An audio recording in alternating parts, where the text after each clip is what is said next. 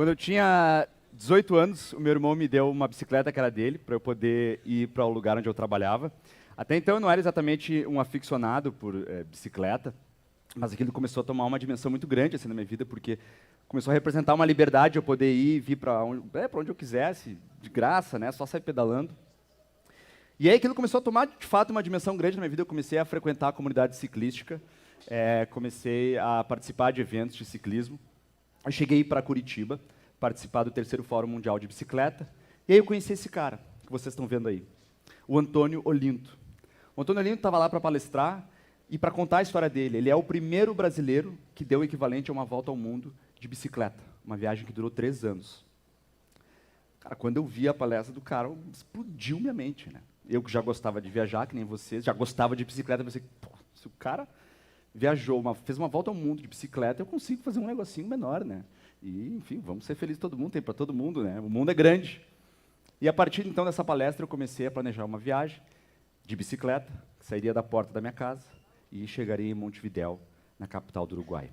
Essa viagem acabou durando 30 dias, eu pedalei durante 15, ia parando ao longo do caminho, né, durante outros 15, e eu estou aqui para contar, então, para vocês o que foi que eu aprendi pedalando 1000 quilômetros.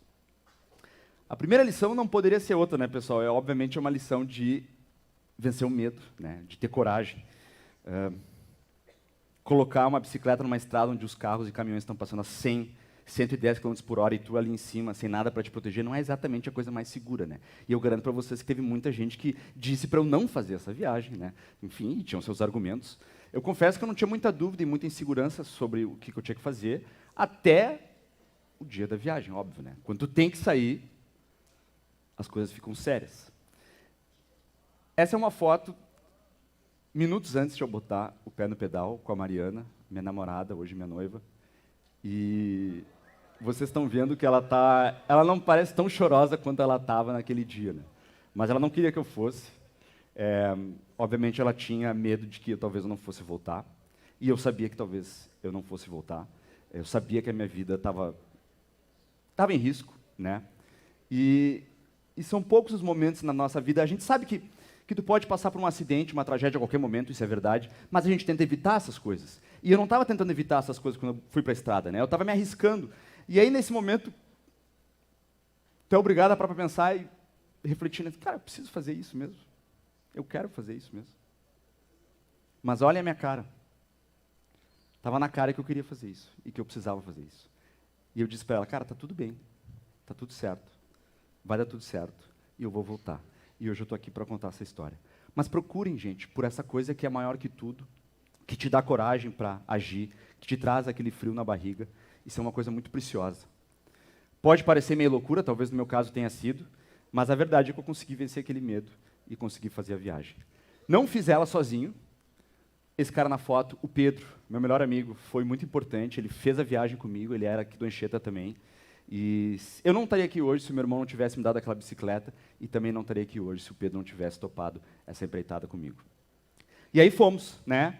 Bicicleta na estrada, eu me lembro assim claramente na minha mente do primeiro momento que tu põe ela na BR e aí tu vê aquele mundão assim, tu consegue imaginar Montevidéu lá na tua frente e para chegar lá tu só tem que fazer um negócio muito simples, pedalar. Começa a pedalar e tu chega. E tava lá aquele mundão na minha frente, né? A segunda lição, então, foi uma lição de determinação, de sair da zona de conforto, né? Essa coisa que te faz vencer o medo, ela é preciosa, ela pode ser uma missão, um propósito, um sonho de vida que tu tem, só que ela não vai estar na tua bolha, ela vai estar fora da tua zona de conforto. No nosso caso, era literalmente uma zona de desconforto, né? Isso aqui, por exemplo, é um almoço que a gente teve, né? Um almoço elegantíssimo, né? Numa estradinha de chão, cheio de suor, cheio de poeira, um sol de 40 graus no teu lombo, só que era meio-dia, 1h, tu tá com fome, dessas coisas da bicicleta, monta um fogareiro ali com álcool e tal, bota para cozinhar as coisas, e enfim, é isso que temos para hoje. De novo, olha para minha cara, né? Sim, uma cara meio amarga, mas a gente estava trifeliz, na verdade, achando tudo maravilhoso. Mas fica a pergunta, né, gente? Qual é a tua zona de conforto? Onde é que estão as coisas que tu quer, mas que talvez tu não te permita buscar, porque afinal de contas está tudo muito lindo, tudo muito tranquilo, tudo muito certo, né? Saiam dessa zona de conforto, que a gente aprende muita coisa. A terceira lição foi uma lição de resignação, de entender que tem coisas na estrada que tu não pode mudar. Porque vão ter dias que as coisas não vão sair como tu gostaria, né? O tempo vai estar feio, o asfalto vai estar ruim, um pneu vai furar. Mas nenhum desses problemas na vida de um cicloturista, ele é tão grande, eu acho que não sei se vocês vão ter muita ideia do que eu estou querendo dizer aqui, porque ele não é muito óbvio, mas o pior que pode acontecer para um cicloturista é vento contra. Não é doer o joelho, é vento contra. Porque o vento contra, ele bate em ti, ele te traz barulho, ele diminui a tua velocidade, ele faz tu ter que te esforçar mais, e pior, ele cria a sensação de que quanto mais tu pedala, menos tu consegue vencer. Então, assim, ele te joga para trás, literalmente, né? E aí tinha na nossa viagem, no roteiro, a tal da reta do Chuí. A reta do Chuí são 200 quilômetros de estrada em linha reta, plana, sem uma árvore, cara, aberto, sem sombra, sem nada, e 200 quilômetros de bicicleta, e tu leva, assim, 3 dias para cobrir, talvez 2 com sorte, se tu fizesse 100 quilômetros todos os dias. A gente já sabia que ia ser uma parte meio chata da viagem, e adivinha? No primeiro dia que a gente entra na reta do Chuí, vento contra, pegando. E aí o psicológico já vai lá embaixo, né? O vento contra, nessa hora, gente, ele serve como uma imagem, assim, para os problemas que tu tem na vida, né? Porque tu tá lá, pegando sol nas costas, suado, cansado, e aquele negócio batendo contra ti, né? E ele não vai parar só porque tu quer que pare. Ele não vai parar porque tu não gosta dele. Ele vai continuar lá batendo contra ti. E o que tu faz nessa hora, entendeu? Pode ligar para a mãe e dizer, mãe, me busca, né? O que tu faz, cara? Os problemas da tua vida não vão sumir só porque tu não gosta deles. Eles vão continuar lá, te batendo, né? E isso me leva à quarta lição que eu trago dessa viagem, que é uma lição de resistência, né? De persistência. De que o pedal ele pode servir como um mantra. Nessas horas, então, eu aprendi que a resistência, na verdade, mais do que física, era mental, né? Eu falei para vocês, pô, o psicológico foi lá embaixo, a gente parecia que não avançava, né? Achava que ia durar 4 dias aquele negócio. Tinha que resistir aqui, né? Psicológico e mentalmente. Na reta do Chuí, o nosso corpo estava gritando de cansaço, de dor, a nossa mente também gritava, né, de cansaço. E um de nós, nessa hora, pensou em desistir. Um de nós estava, inclusive, com uma espinha na bunda, tomando remédio para dor e tal. E, de novo, né, o que tu faz nessa hora, cara? O que eu estou fazendo aqui, né? Pessoal, nessa hora a gente tem que fazer uma coisa muito simples. De novo, pedalar. E tu pedala, e tu pedala, e tu pedala. Eu digo que o pedal ele serve como um mantra. O mantra é uma oração, em algumas religiões, que tu diz para ti mesmo em silêncio, repete, repete, repete, repete, repete. No budismo, por exemplo, ela serve para acalmar a tua mente, acalmar o teu espírito, e te fazer te dar conta que as coisas passam. O sofrimento passa, também as coisas boas passam. E o mantra, né, no nosso caso, era aquela corrente. Era aquele pedal girando, né? 5, 6 horas por dia, né? E tu vai, e tu vai, e tu vai. E aquilo passou. Passou. Hoje a gente olha para trás e consegue ver a rota do Chuí como uma boa história para contar, e um momento da nossa viagem que teve beleza, teve amizade, teve companheirismo, e, enfim, um momento que a gente nunca vai esquecer. A quinta lição do cicloturismo, dessa minha viagem, mas acho que de qualquer viagem de cicloturismo, é uma lição de jogo de cintura, né? De abraçar o imprevisto e o desconhecido. Porque o mantra tem um limite também, né? Tu não pedala com chuva, por exemplo. Então a tua viagem pode ir para o brejo, se tu passar 2, 3 dias com chuva e tu fica dentro da tua barraca esperando passar, e é isso, tu atrasou, vai ter que mudar o caminho, sei lá o quê. E aí tu tem que ter, né, essa malemolência para jogar com o imprevisto. Nem tudo sai como planejado, nem tudo vai sair como planejado na vida de vocês, mas tem que fazer do limão uma limonada, né? Isso pode ser bom. Então, lá pelas tantas, por exemplo, a gente estava, né, traçando uma rota, a estrada vai até aqui, daqui a pouco ela acaba. E tu tem que fazer todo um retorno, caminhar mais naquele dia, cansar mais, chegar mais tarde no teu destino, ou então, e aí foi o que a gente fez, né? Tu chega na frente desse lago, onde a estrada acaba, tu paga um barqueiro, isso não estava previsto, né? Não estava planejado, e ele te faz cruzar de barco, então, esse lago para chegar do outro lado com a tua bicicleta, carregando as coisas e tal. Foi um momento trilegal da viagem, mas que, veja, não estava planejado, né? E assim tu vai descobrindo coisas imprevistas ao longo da estrada, como, por exemplo, as pessoas, que são um ponto alto, assim. Ninguém que está nessa foto aí, tirando eu e o Pedro, obviamente, estavam no script, né? Estavam no roteiro dessa viagem. São pessoas que a gente foi encontrando pelo caminho e que nos deram água, nos deram comida.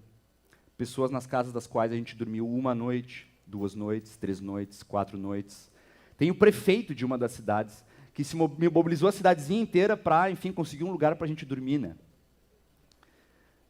A gente encontrou um casal, inclusive, também pedalando durante parte do nosso trajeto, que estava indo para Punta del Este e a família deles estava lá, com um baita apartamento em Punta del Este, então mais um desse negócio que a gente não tinha previsto, e eles ofereceram um churrasco, surpresa para nós. Cara, quando tu é cicloturista, um churrasco é a melhor coisa do mundo, tá?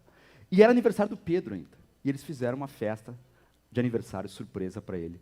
Também um negócio que não estava planejado na viagem, né? São pessoas absolutamente desconhecidas, talvez tu não confiasse nelas no primeiro momento, mas tu der uma chancezinha, coisas legais podem acontecer, né? Então, nesses e outros momentos, é importante a gente curtir o caminho e abraçar o desconhecido, né? E deixar ele te trazer coisas boas. Como o nome diz, gente, cicloturismo também é uma oportunidade para tu fazer turismo, né? Sim, a gente foi conhecer pontos turísticos, sim, a gente conheceu Montevidéu, a gente foi para a praia, a gente fez festa. Então não tem, obviamente, só a parte do perrengue, né? A gente consegue ser muito, muito feliz numa viagem de bicicleta. A sexta lição foi uma lição de paciência, de aceitar e conhecer o tempo das coisas, né? Eu poderia ter ido para o Uruguai de carro, ia levar um dia, e eu resolvi ir de bicicleta, durou 30 dias, ou seja, eu tive que ter 30 vezes mais paciência. Não que só interesse o final, né? Tu aproveita o caminho. Mas fato é que a paisagem passa de um jeito diferente, o tempo passa de um jeito diferente. Então, tu ia dormindo ao longo do caminho, a gente acampou em várias ocasiões, eu dormi em posto de gasolina, mas isso que parece uma coisa assim desconfortável, para mim foi um negócio que eu nunca mais consegui viver, por exemplo. Eu consegui, durante 30 dias, todos os dias, olhar para o céu. Um ciclo da Lua, por exemplo, dura 30 dias. Eu fui acompanhando a Lua direitinho durante 30 dias. Em Cabo Polônio, uma cidade no Uruguai, eu consegui ver a Via Láctea pela primeira vez, assim, clarinha no céu. Eu dormia quando escurecia. Eu acordava quando o sol raiava. Comecei a viver um tempo da natureza, né? E isso me ajuda hoje a aceitar que as coisas, às vezes, têm um tempo para acontecer, né? Tem um tempo que é natural delas. E que, às vezes, a gente simplesmente não consegue ter tudo que a gente quer na hora que a gente quer. A sétima e última lição é uma lição de humildade. Primeiro porque a bicicleta, ela mostra o exato tamanho que tu tem. Ela não é que nem um carro, assim, um carrão com ronco de motor que impressiona todo mundo pelo barulho. A bicicleta não faz barulho. A bicicleta não é gigante. A bicicleta não tem truque. A bicicleta é simples. Ela só é potente se tu for potente. Ela anda o que tu conseguir andar. Ela tem a força que tu tiver. Então ela te bota exatamente no teu lugarzinho. E tem uma outra coisa que aconteceu nessa viagem também, que nos colocou no nosso lugarzinho, que foi o seguinte. Vocês imaginem, depois de 20 e tantos dias, 20 e poucos dias, quase 30, 9 pneus furados, a gente chega em Montevidéu. 1.000 quilômetros, 1.054 quilômetros pedalados, os caras se achando, assim, a última bolachinha do pacote, o herói do dia e tal. Chegamos em Montevidéu. Até que a gente conhece esse cara aí, o Siu Wei. O Siu Wei era um cicloturista chinês que estava vindo da China já há 3 anos, tinha feito China, Nepal, Sri Lanka, todo o continente africano, pegado um avião, ido para a Patagônia, Ushuaia, estava subindo e estava agora no Uruguai. E eu, cara, que estava me achando porque eu tinha feito 1.000 quilômetros, eu bati uma foto para não deixar mentir para vocês, né? Ele já tinha feito 37.800 quilômetros. Uma volta ao mundo seria o equivalente a 40.000 quilômetros. Caralho, o Siu Wei me botou no meu lugarzinho, entendeu? 6 meses depois, ele passou para Porto Alegre e eu disse, cara, tu vai dormir na minha casa daqui a 6 meses. E está aqui ele, né? Com a Mariana também. Eu atualizei agora a situação do Siu Wei. Semana passada eu entrei no Facebook dele. Ele acaba de completar 10 anos viajando. Ele está no Canadá. E ele já fez quase 100.000 quilômetros. O equivalente a 2,5 voltas no mundo. Para concluir, gente, uma viagem de bicicleta pode ser bastante desconfortável, mas é um desconforto no bom sentido, né? De tirar da tua zona de conforto, de chacoalhar as tuas estruturas, né? É muito desafiador, mas quando a gente consegue, é muito, muito bom. Vocês vão se perder na vida de vocês, assim como eu me perdi na minha viagem, né? Mas a bicicleta ensina a gente nessa coisa do imprevisto, né? De traçar novas rotas, que quando a gente se perde, a gente tem justamente uma oportunidade para se encontrar. Viajar de bicicleta foi uma das coisas mais bonitas que eu já fiz na vida, mais significativas. Eu queria deixar aqui para vocês o mesmo convite, né?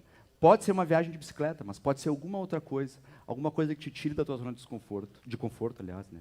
Uma coisa que te faça vencer o medo, que te mostre, talvez, quem tu queira ser, né? E não te permite, talvez, por um pouco de medo, um pouco de receio. Sigam a intuição de vocês e comecem já. Obrigado.